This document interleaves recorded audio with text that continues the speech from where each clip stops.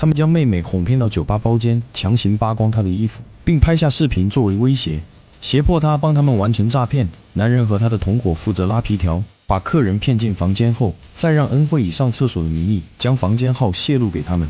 之后，男人便和他的同伙破门而入，以恩惠未满18岁为理由指控客人犯罪，想要息事宁人，只能掏钱破财免灾。他们用这种方法屡试不爽，短短1天就诈骗到了5000万韩元。可人在河边走，哪有不湿鞋？就在昨晚，他们踢到了一块铁板。这个客人和之前的客人完全不一样。这位客人不仅识破了他们的骗术，还在大腿上扎了自己一刀，吓得他们瑟瑟发抖，根本不敢提半个钱字。最后，这位狠人不仅带走了恩惠，还倒反天罡的让他们掏钱，临走时丢下一张名片。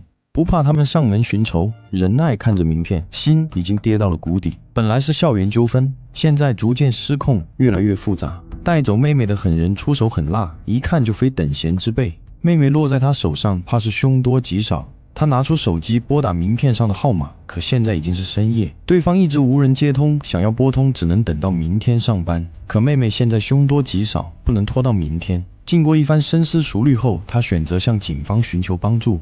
동생이 연락이 안 돼서 어제 학교 끝나고 누가 데리고 갔대요. 제가 그 사람 번호를 알고 있는데 지금은 연락이 안 되고요. 그 사람 번호가 010 2 가출인지 실종인지 확인을 하셨고요.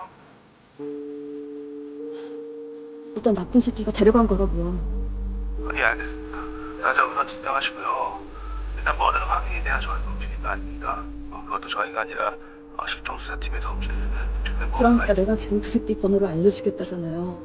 그게 누군지 어떤 놈인지 좀 알아봐달라고요! 他已经说得非常清楚，妹妹是被人带走的，甚至说出了对方的联系方式。可警方就是想认定为离家出走，尽管他再次强调，但对方始终推诿和敷衍，完全一副不想管的态度。这其实并非电影虚构，而是韩国警务本身就有问题。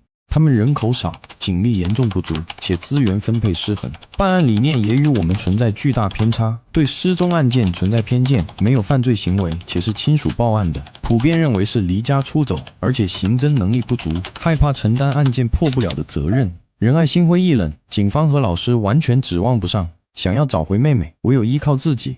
认清现实后，仁爱径直来到名片上的地址。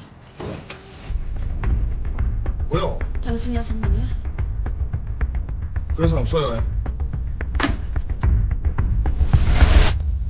一番拳脚相加后，得知此人不过是一看门的保安，绑走妹妹的人是他的老板。他知道的东西很少，只知道老板的手机号和车牌号。